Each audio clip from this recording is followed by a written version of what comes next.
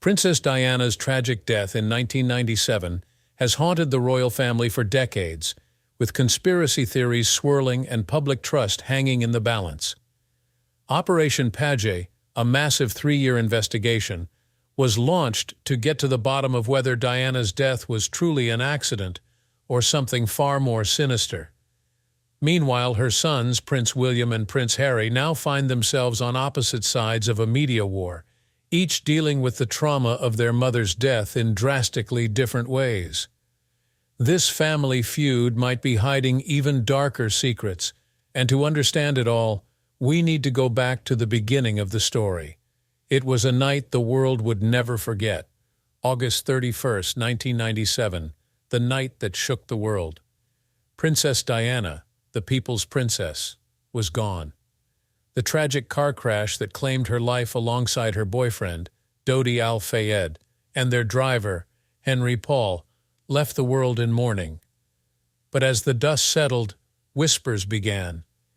Could this really have been just an accident? Enter Operation Paget.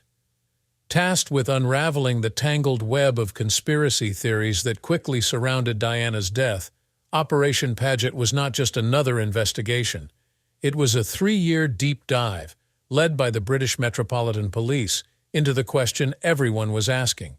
Was this really an accident, or something far more sinister? From the moment news broke, theories sprouted like wildfire, and one voice stood out louder than the rest. Mohammed Al-Fayed, Dodi's father. He wasn't just upset over his son's death, he was convinced it was no mere accident.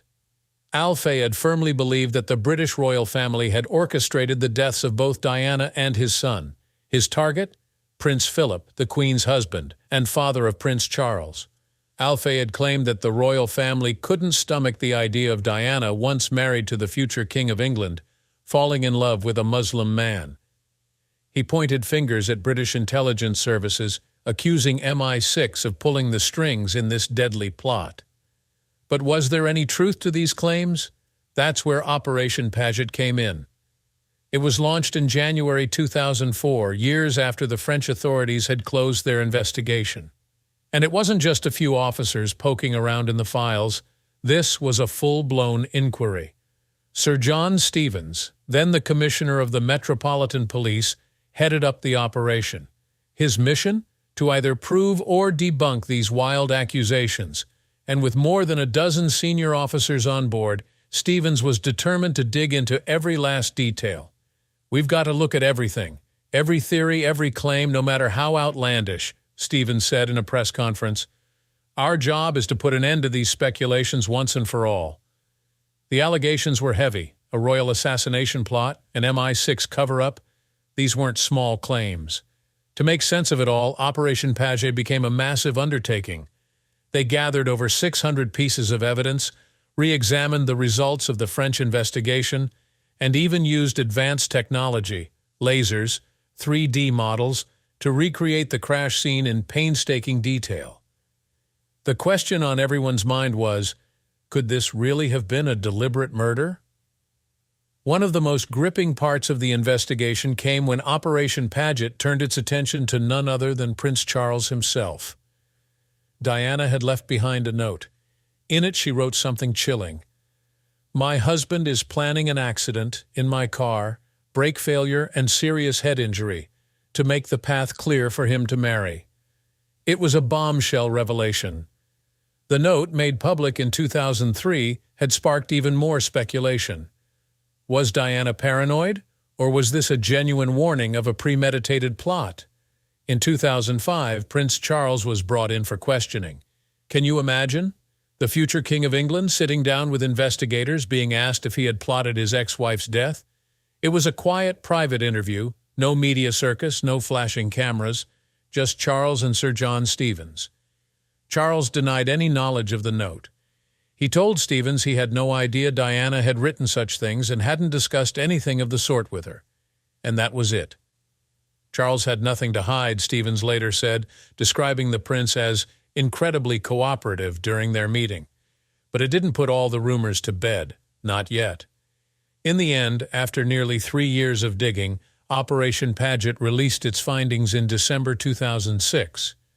The conclusion? Diana's death was a tragic accident, pure and simple.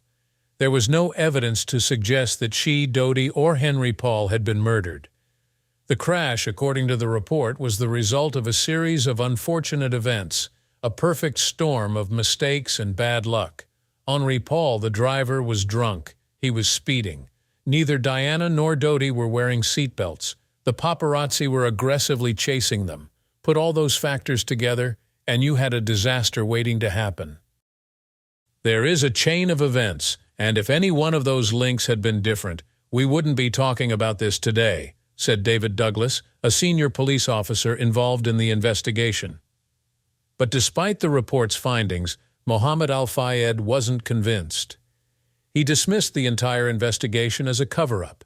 In his eyes, the royal family's hands were all over his son's death. "This is garbage," he told the press. "I will never believe that my son and Diana died by accident." The report also shut down other rumors that had been circulating. There were claims that Diana was pregnant at the time of her death. Operation Paget found no evidence of that. Some said MI6 was tapping her phones, but that was also proven to be false.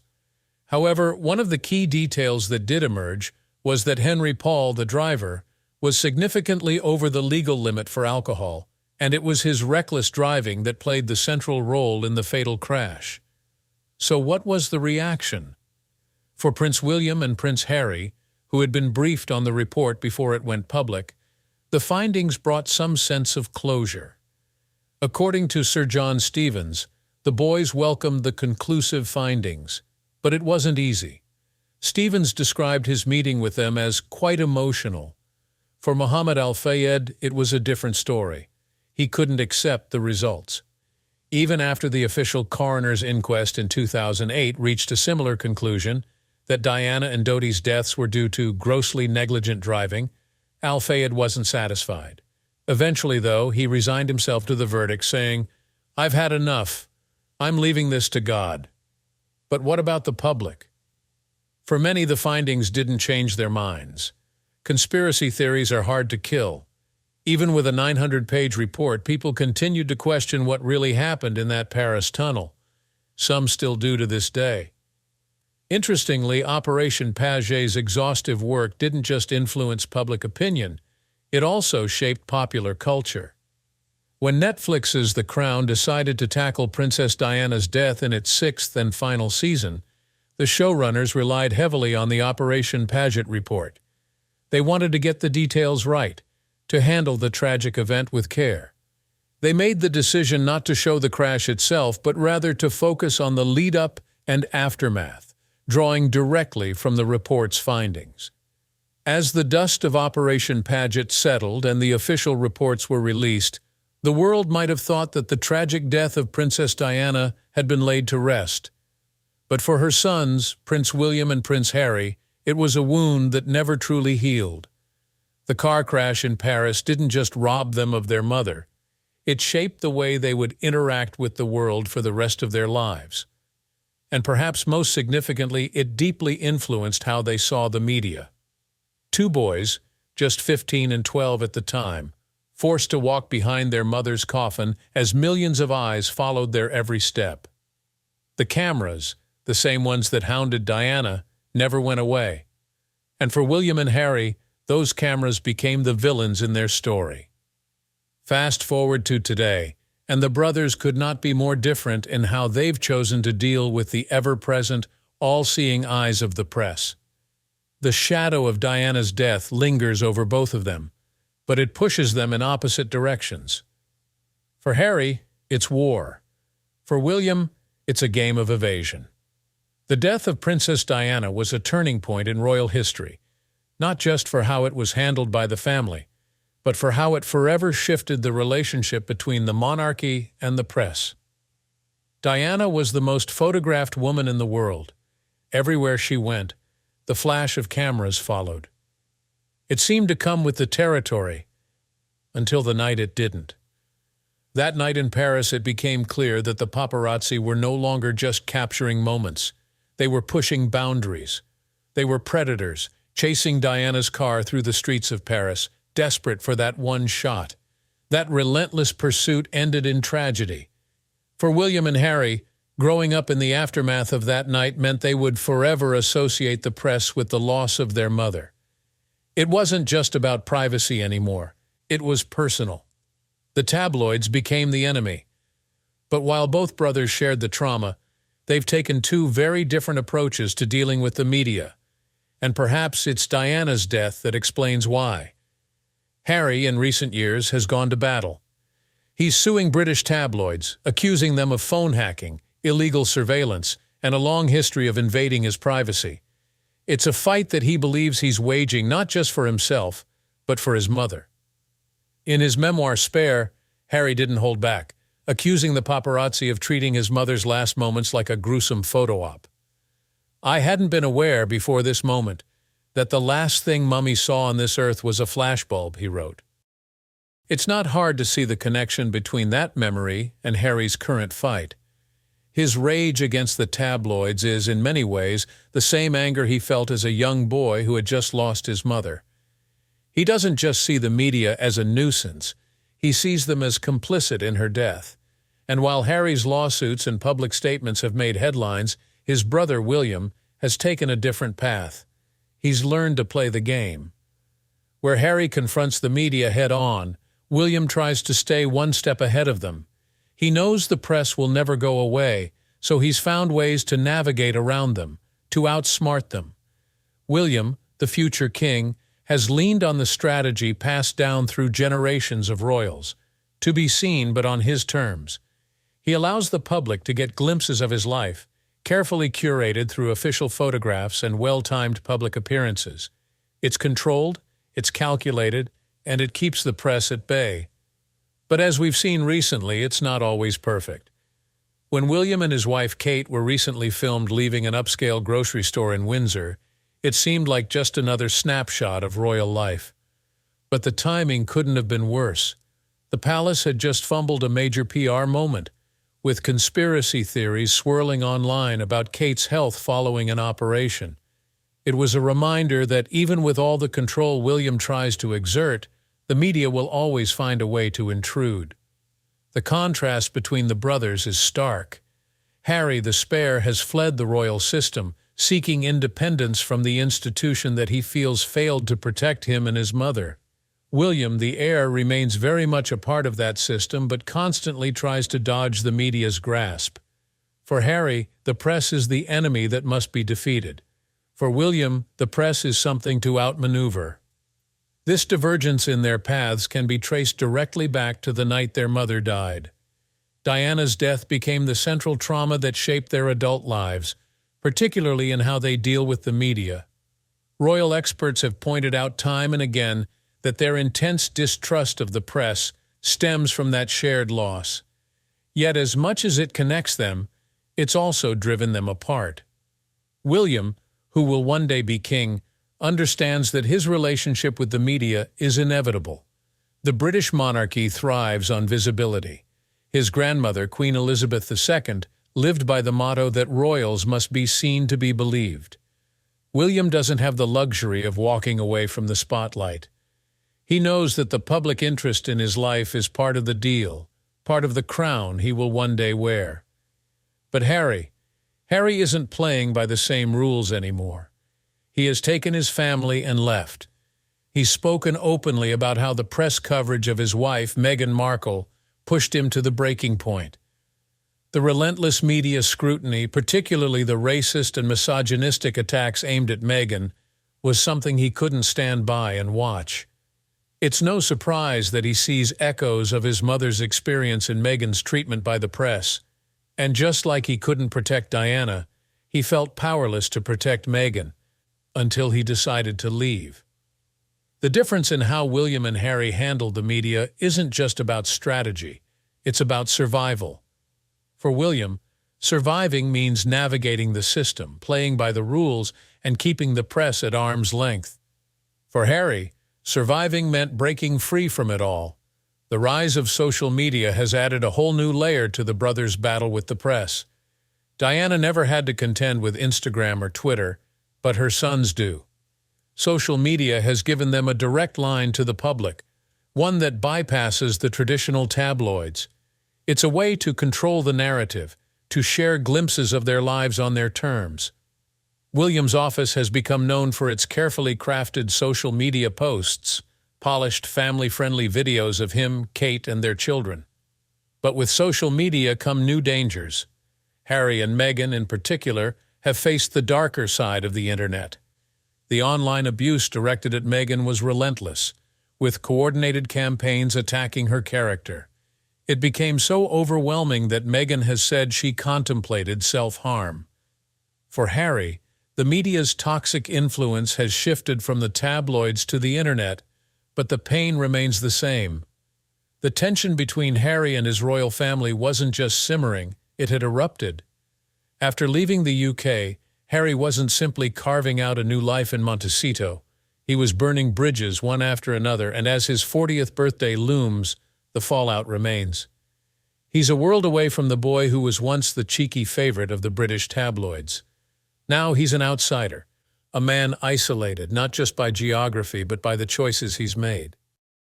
In Montecito, his life seems picture-perfect. He's devoted to his kids, Archie and Lilibet, and ready to celebrate this milestone birthday with a small circle of close friends and Meghan. But back in the UK, things couldn't be more different. There will be no birthday calls from King Charles, no messages from Prince William, and certainly no birthday cake shared over Zoom. Harry's once close relationships with his family now seem beyond repair. So how did it all come to this? Harry didn't just leave his royal duties, he blew them up, and the toxic fallout hasn't settled. Insiders close to the palace say Harry never apologized for the way things unraveled. He's furious that no one is begging for his return, while those within royal circles are disgusted by what they see as his biblical vengeance on the family. One confidant, who had been incredibly close to Harry for years, has completely cut ties, vowing never to speak to him again. They couldn't stomach what Harry had become, the angry, rebellious prince who spilled family secrets in his memoir Spare, through interviews, and in his bombshell Netflix documentary. That was the final straw for many, including William, who now feels entirely betrayed. The brothers' relationship, once the backbone of the modern monarchy, is now non-existent. Insiders say that even after Harry's explosive Oprah interview, there was still a glimmer of hope that William and Harry could reconcile. But now, after the relentless attacks and public fallout, no one sees that happening. William has moved on, focused on his duties, while Harry continues to air the family's dirty laundry to the world. But Harry, some say, isn't entirely without remorse. As his father faces health issues, Harry is reportedly thinking about reconciling with King Charles. The guilt weighs heavily, but even now, Harry's calls go unanswered. There's an eerie silence between father and son, and those in the know say Charles doesn't have the power to fix everything, even if he wanted to. Harry's ongoing lawsuit with the Home Office over his lost security privileges creates a delicate situation. The king, embroiled in his son's legal battles, has his hands tied. He can't intervene no matter how much Harry believes otherwise. Harry's demands, particularly around security, have created a seemingly impenetrable wall between him and the family. Sources close to the palace scoff at Harry's belief that Charles could simply fix the situation if he wanted to. The truth is far more complex, with constitutional issues at play that stretch beyond any family squabble. The palace, wary of Harry's next move, remains on edge, hoping to avoid more public outbursts that could further damage the monarchy. Even when Harry extended a hand on his father's birthday, wishing him well and sending a video of Archie and Lilibet singing Happy Birthday, the goodwill didn't last. Just hours later, details of the private conversation appeared in the press, leaked by Harry's team. To those within the palace, this felt like yet another betrayal. How could they trust Harry when every word seemed to wind up in the papers? And then there's William, frozen out by Harry's repeated jabs, yet silently carrying the weight of the royal future on his shoulders. For him, the door to reconciliation has all but closed. He has no time for what he sees as his brother's endless drama. His priorities are clear: the monarchy, his role, and his own family. As far as William is concerned, Harry has made his bed. Whether he wants to return or not is a question for Harry, but the elder brother has no intentions of rushing to fix what's broken. Harry's life in California might look perfect from the outside, but his ongoing battles with the UK government and his estranged family continue to cast a shadow. Despite reports that Harry is happy in Montecito, the complications of his UK ties still gnaw at him. There's a desire to come back to Britain more often, especially as he remains involved with charities like Well Child and the Invictus Games.